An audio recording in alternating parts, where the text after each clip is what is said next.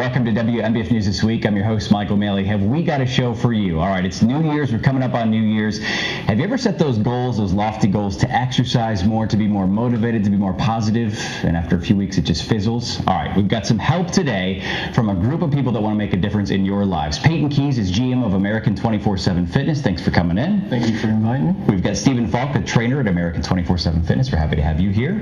Pleasure. Dr. David Powers is a counselor with a lot of experience and some motivation for everybody. We appreciate your time. No problem. And we've got Dr. Craig Cohen, owner of Carolina Family Spine and Health. Thanks for your time, too. Thank you for having us. All right. Let's first start out.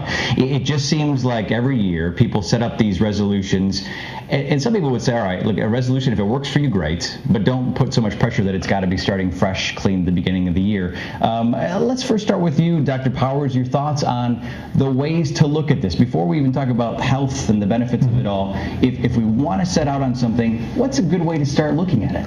The best way, I think, is just change the viewpoint. Most people look at it as far as a resolution. And typically a resolution is just something you write down, you put it on the wall, you put it on the fridge, and that's it. It's written down. Yep. And I like changing the viewpoints, change the wording, change the way you look at it. Take it away from the resolution side and move it over to the challenge side. Because whereas a resolution is just something static, a challenge is something that you really have to push for. It's something that pushes you. And that's the way I prefer to change it out. That's interesting. So calling it a challenge, and let's say if it's exercise, I want to set a certain time to exercise a certain amount of times a week. My challenge is this. And would you put it on the fridge still, or how would you recommend people reminding themselves to do it? I still recommend a lot of visuals. Putting a picture on the fridge of what you want to look like, or a picture of the summit of Mount Everest if that's your goal. Yeah. And I'm sure the fitness guys would agree too that having visuals, having very specific goals, very specific challenges is what helps drive people. Okay, and let's say that's our goal is fitness per se. We're talking about fitness today. Dr. Cohen, what would you say as far as, it's probably nobody would dispute the benefits of fitness, but you've got some stats and some data and some information that really drives home, hey, it's more than just feeling good, more than just having more energy, right? Yeah, exactly. A lot of people ask me consistently, what has the biggest impact on health, or what is your biggest return of investment? And, after doing extensive research, it comes down to just one treatment and one therapy. And just some, statistics to throw at you. Yeah. They did a study, and they determined that people with knee arthritis, just one treatment of this a week reduced rates of pain and disability by up to 47%. Wow. Older patients with reduced progressive rates of Alzheimer's and dementia, it reduced it by up to 50%. Patients with a high risk of diabetes, it reduced rates by 50% as well. For postmenopausal women with treatment just 4 hours a week, it reduced rates up to 41% of hip fractures. Also, it reduced anxiety by 48%, and it's the #1 treatment for chronic fatigue. And what we're talking about is simply exercise. Yeah. And people think it's in a pill, and a lot of this is just sheer exercise, and a little nutritional counseling can make a big difference and a big impact on your health. That's interesting. When you hear those stats, too, it really kind of drives it home, the impact that it can have. Absolutely. Stephen, let's talk with you as a trainer at American 24/7 Fitness. If someone comes in, they don't have to commit to 2 hours a day or even beyond. It can just be a little bit each day or even a few times a week, right? Exactly. I mean, I stress to people all the time, every single day, it's all about improving yourself. And everybody's in different situations, different goals, and they're starting out at different points. And if you can see improvement week to week, that's all we're looking for. Because if you make improvement every single week, think about the improvement you've done over a year. Right. And everybody comes in with these things where they're going to work out 7 days a week. I'm going to work out 2 hours a day.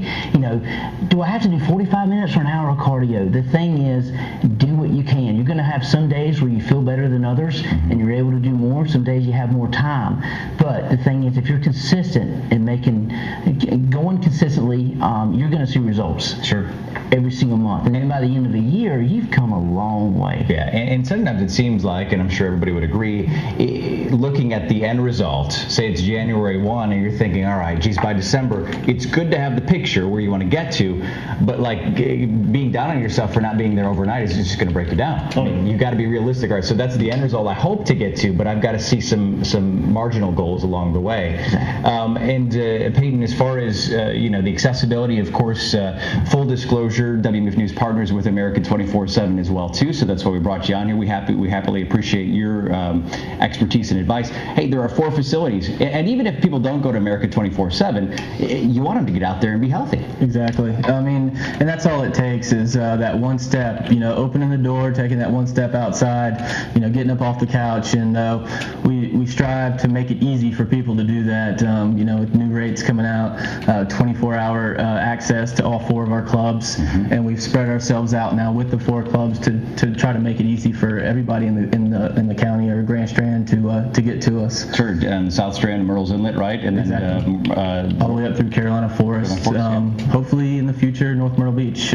We're looking that way. So great. And can you put out, and we can talk about it a little bit later too, but can you put out an idea on some of the fees out there for people that maybe just want a basic membership? They're kind of new to the whole thing and just want to get going basically. Definitely. I mean, this year we're going all out. We're making it really easy for people. It's a $19.95 a month membership. No long-term agreements. I don't think you can get much better than that around the Grand Strand. So it's great. It's something we're striving, like I said, to get people in the door and take that first step. After that, we get you in. After that, then obviously it's up to Steven here to keep you in. And we obviously as a staff we like to motivate and everything like that also. But it takes time. It takes work, and nothing happens overnight. So taking that first step to get there is important. That's very true. We posted on our Facebook fan page, we posted what you do to keep your goals when it comes to exercise, and Mary Dorsey Owens said, commitment is the secret to success. Nothing can be accomplished without it except talk. And I suppose you'd agree, you got to commit to it on some level. Even if it's just a small level, you got to commit to saying, I'll do this. Any other tips for people out there that are saying, this sounds impossible, there's no way I could pull this off, or I can do it, and then they get too overconfident and they don't? Oh yeah, one of the big things I would recommend is also having different areas where you set goals. Fitness isn't just the only area, but what you'll find sometimes by setting other goals, mental, continuing education, spiritual, things like that, it'll help fitness, and the fitness will help that. I mean, the stats on the chronic fatigue, if you're chronically fatigued, that's going to tear you down in other areas. Yeah. So you set all these goals in different areas, and they each build on one another, and by the end of the year, you're a better person as a whole. That's huge for sure. We've got a lot of experts here that are giving their advice to you and all of us really about getting healthier for the new year. A lot more when we come back on WMBF News This Week.